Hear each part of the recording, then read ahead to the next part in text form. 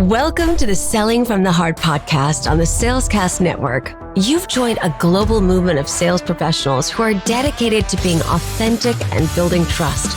We call it Selling from the Heart. Together, we are on a mission to bring sincerity and substance to the sales profession we all love. Get ready to be inspired and equipped as we join our hosts, Larry Levine and Darrell Amy.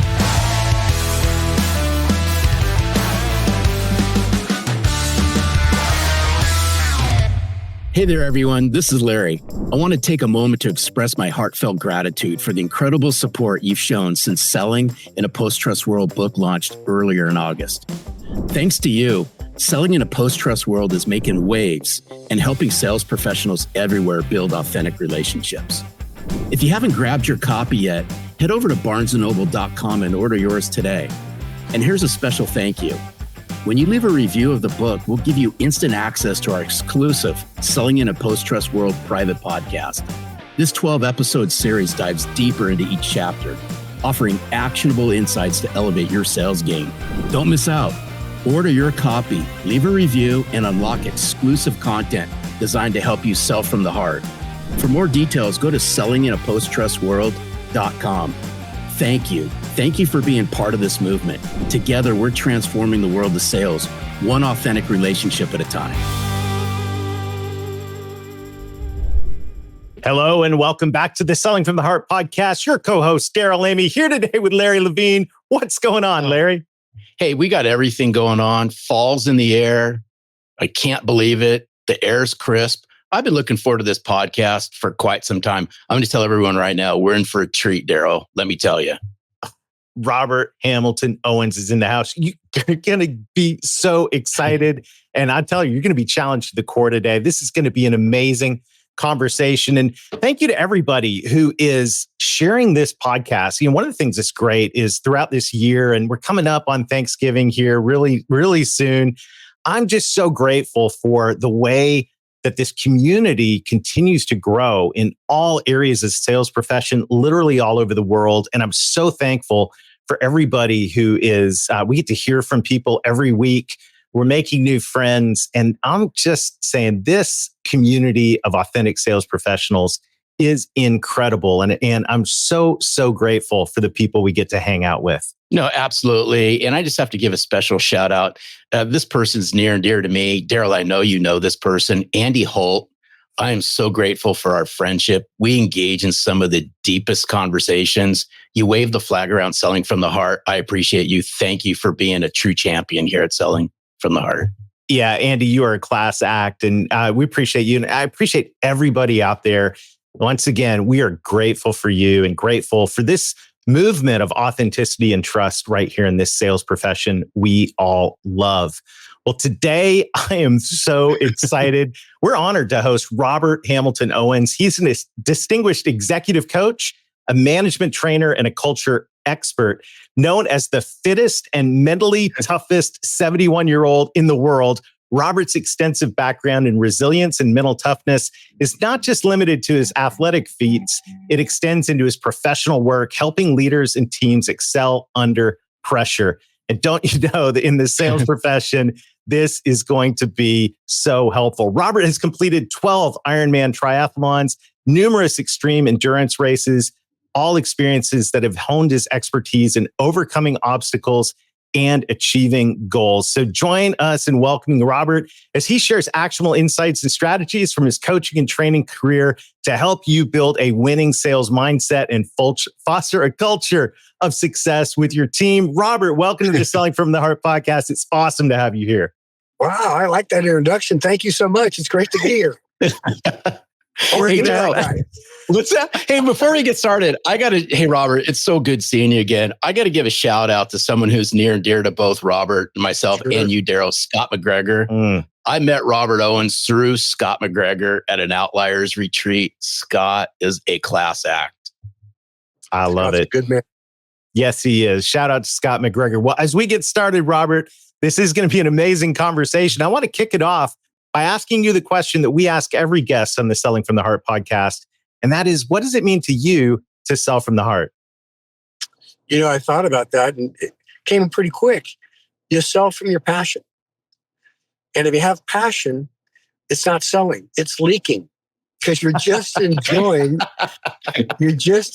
what you do, like that job that you do all your life that you never feel like you're going to work one day in your life because you're just doing what you're wired to do. And so for me, I love to sell. I sell every day something. I long to sell people on many things. And it's the passion that's in my heart that helps people and encourages people and helps them reach their goals. Oh, I love that you brought up the word passion, Robert, because unfortunately, all too often, there's a lot of people that just go through life, whether that be in their personal, side of life or their professional career, and they don't bring any passion. And you can tell by how they carry themselves. But I will tell you this: when you bring passion to what you do, people notice it. They people gravitate towards it. You bet. You're magnetic. You're there's so many terms. You're attractive. You are looked at and studied. Like, how can this person be as happy or as excited or as into what they're doing as that person is? And most people exist, they don't live. Most people are average and mediocre in their head. They just knock out a job.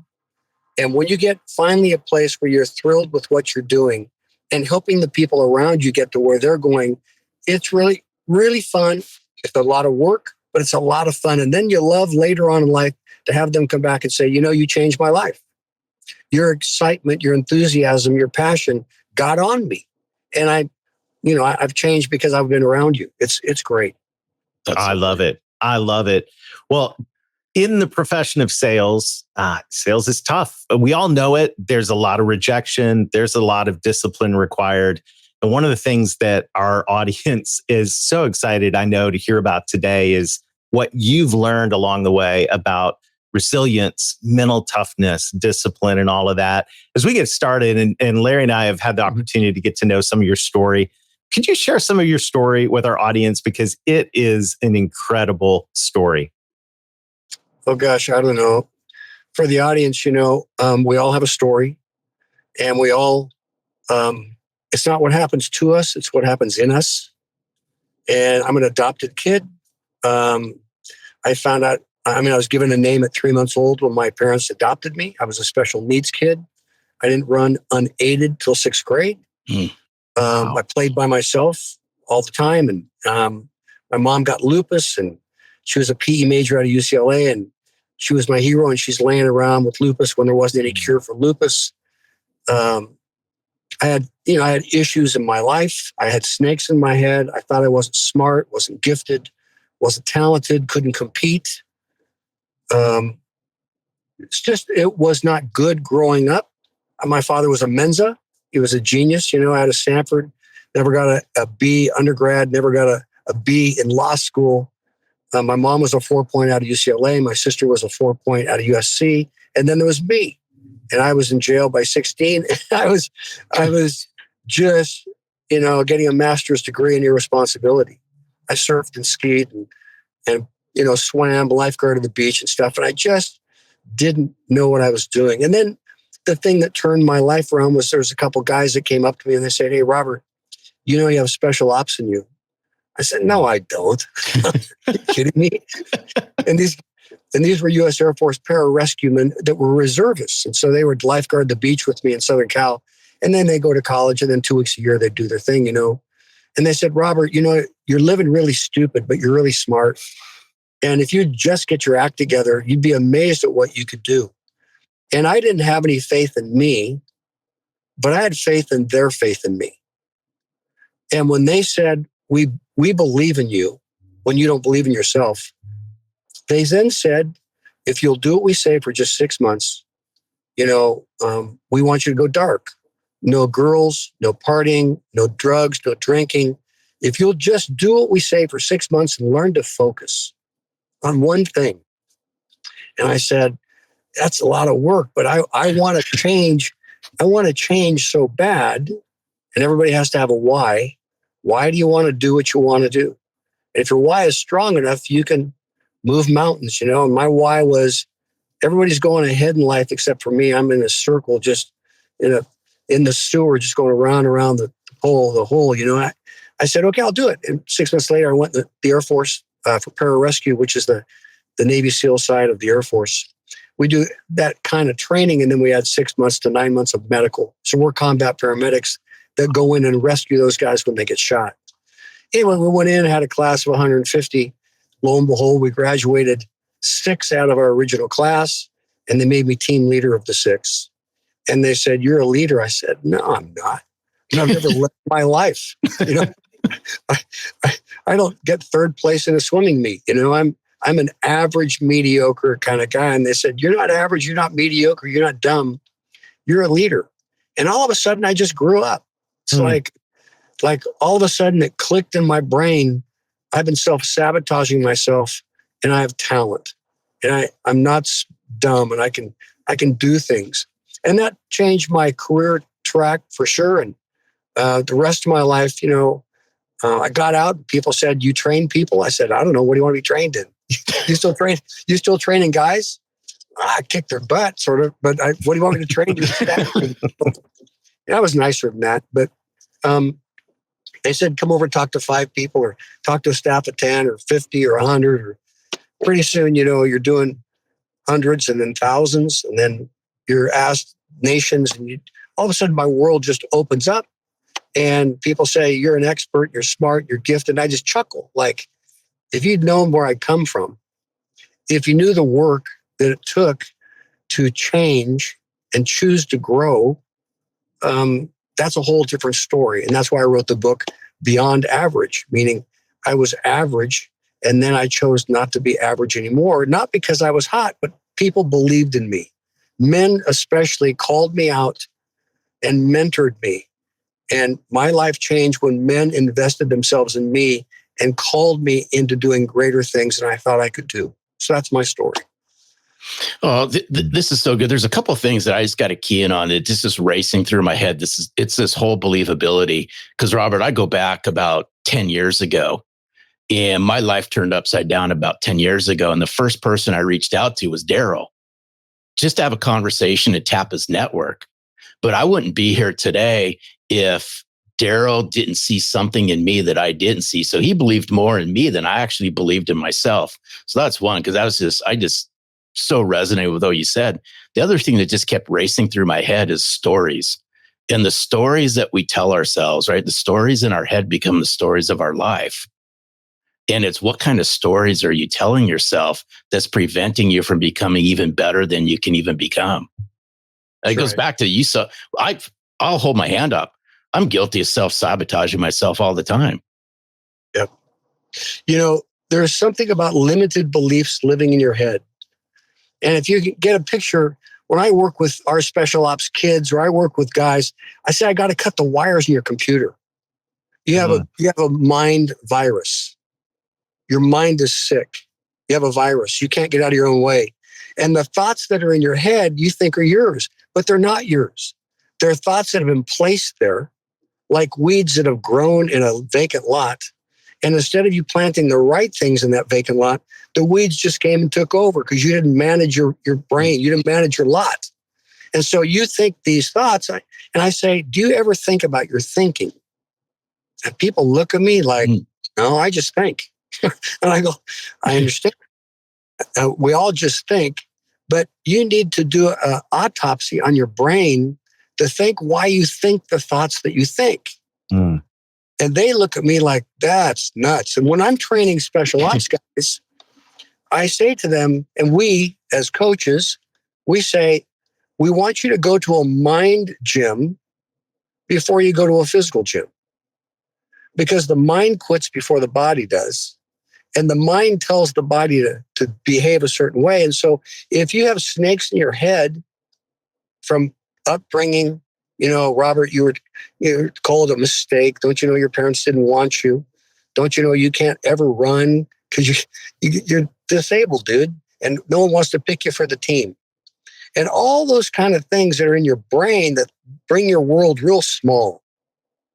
If you can understand that you've got to rewire your mind with the right thoughts, if you can learn to take that project on and then get a mentor and have them talk to you about why you say what you say, why you think what you think, and help him or allow him to pull the weeds out of your brain, then there's a whole nother you that's inside you that will act different, talk different, position yourself different, walk in a room different.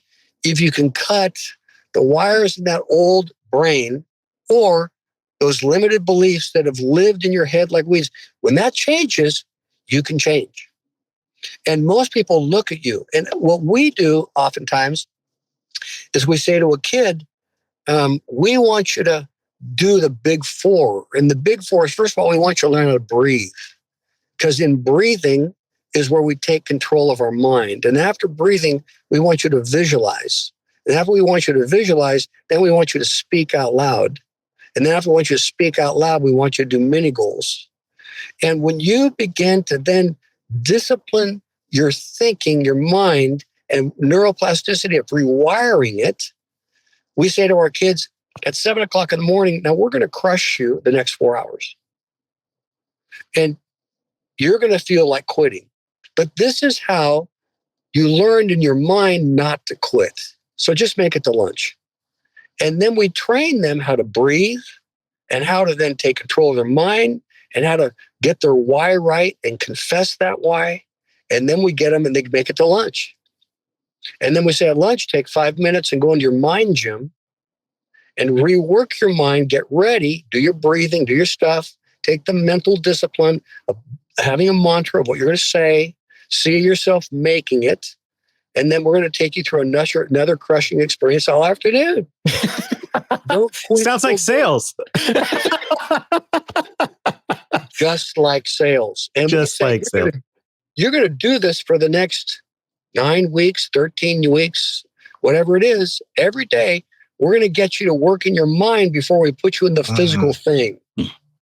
And we have old instructors now who are saying, God, what the hell's wrong with this thing? They're graduating too many kids.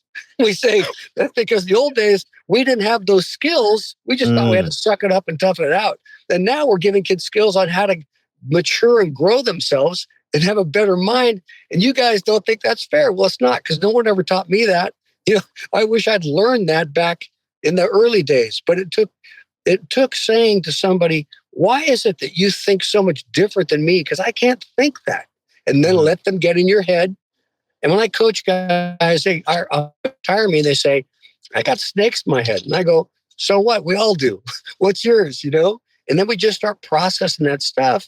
And we get them through that block, that limiting belief thing. And a lot of the sales executives, you know, they fake it till they make it kind of stuff. Well, that'll work for a while, but pretty much you're going to have to change if you want to grow and mature. Ugh. And we help guys do that. So take us on this mental gym. I've had friends talk to me about this before that have been in special forces training.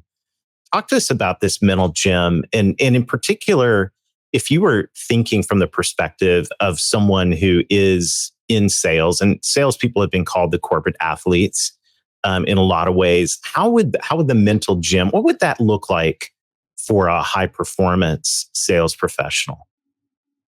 That rejection is just part of the deal. And you know that you're going to be rejected. Enjoy it and get to meet the people that you are being rejected by. And keep going, because they'll remember you. And in time, you'll get 2 out of 10. You know, it's like, I know it's really archaic, but, you know, who's the home run king of all times? You know, it was like Babe Ruth, you know, or Hank Aaron. Who's the strikeout leader that year? Babe Ruth, you know, Hank Aaron. What's the deal? Well, they struck out more to get to the more home runs than had ever been hit. And if they had ever stopped swinging the bat, they never would have made it.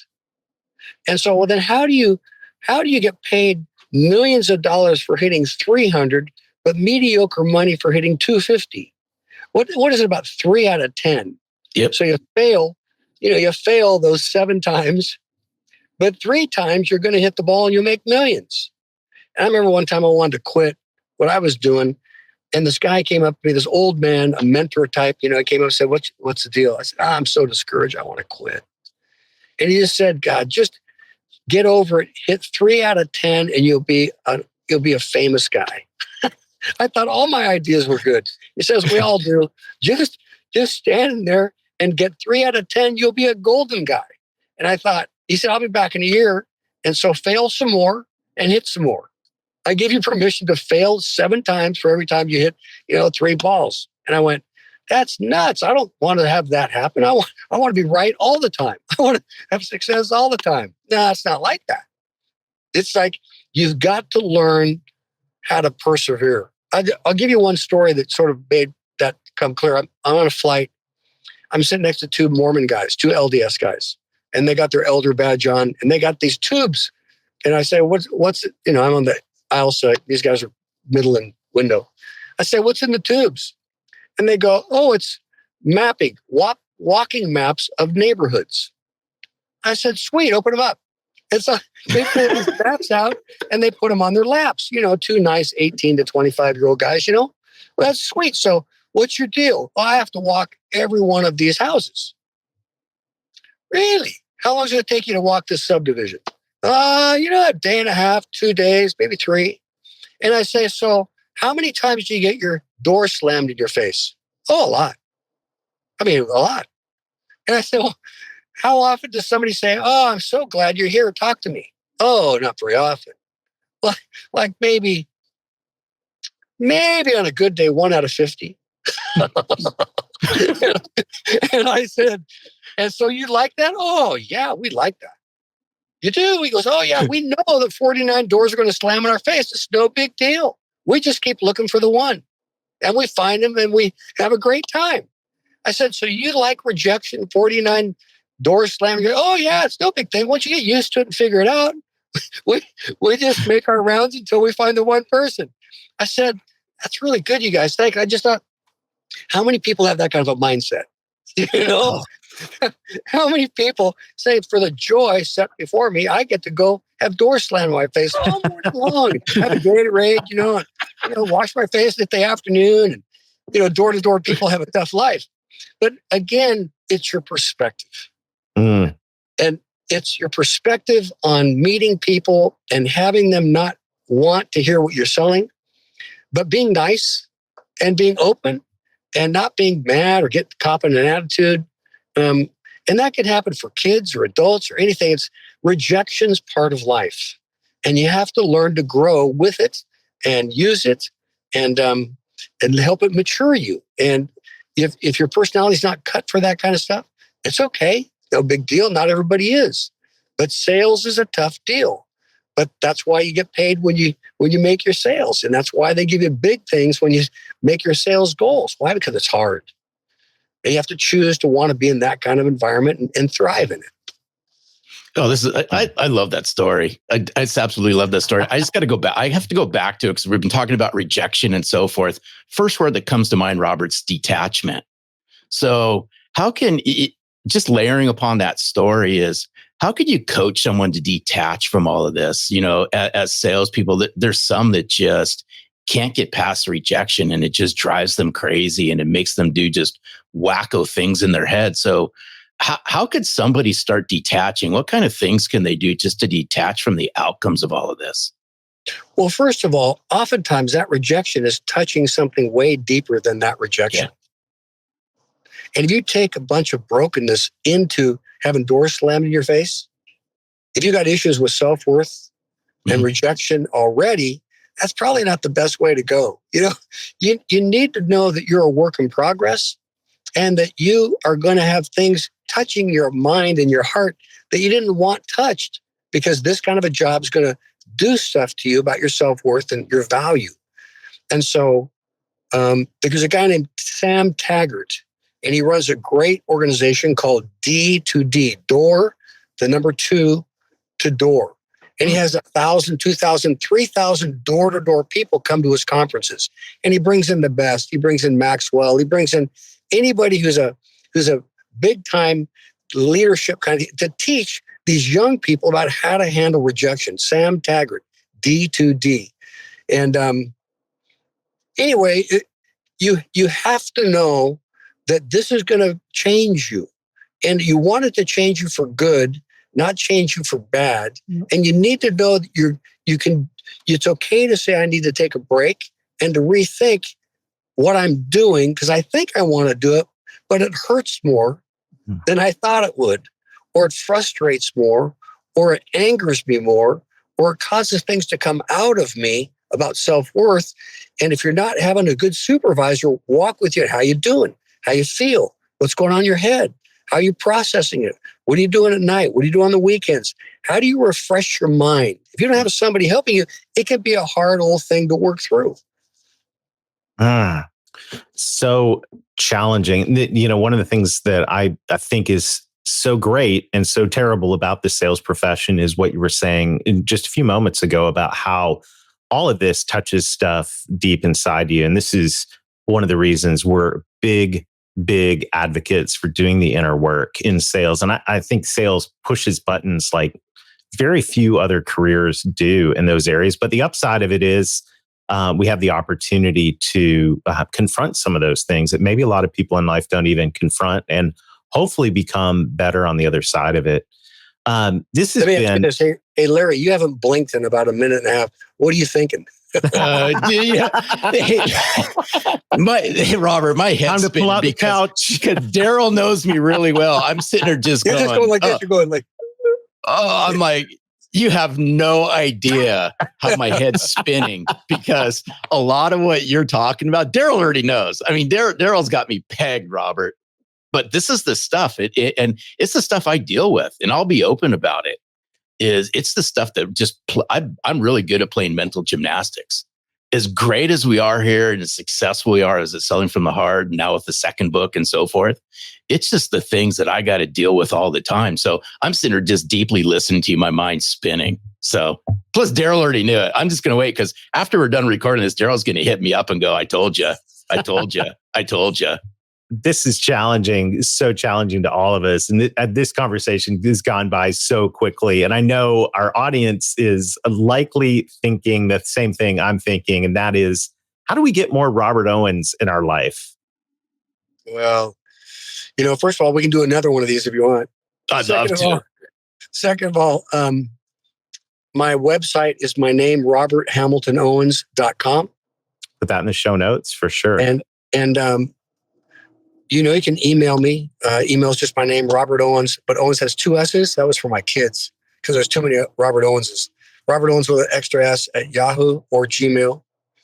And I field calls from all over, all kinds of people, and I say, yeah, I'm a grandpa, and what's your issue? What are you working on?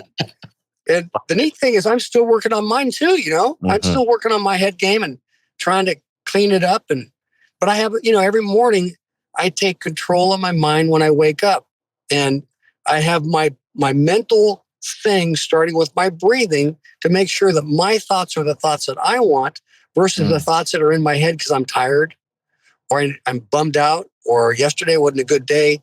And I have to work really hard to make sure that my brain starts with the right thoughts during the day versus the thoughts that when I wake up, come and say, don't get out of bed, you're tired, or you don't want to get up, and all the negative stuff that wants to hijack me early in the morning. So I work on this every day, and my kids, my grandkids, and I'm trying to make them winners and successful and not, weak and self-sabotage. And it's just a lifelong process.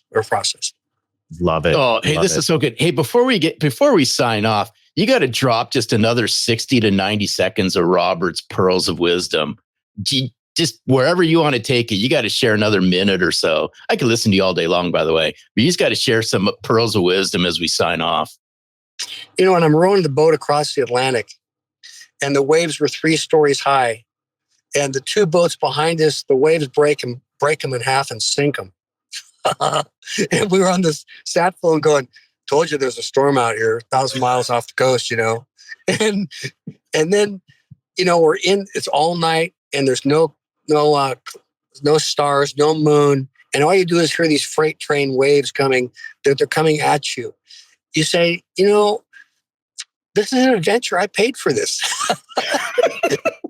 And that was really stupid. What am I doing out here?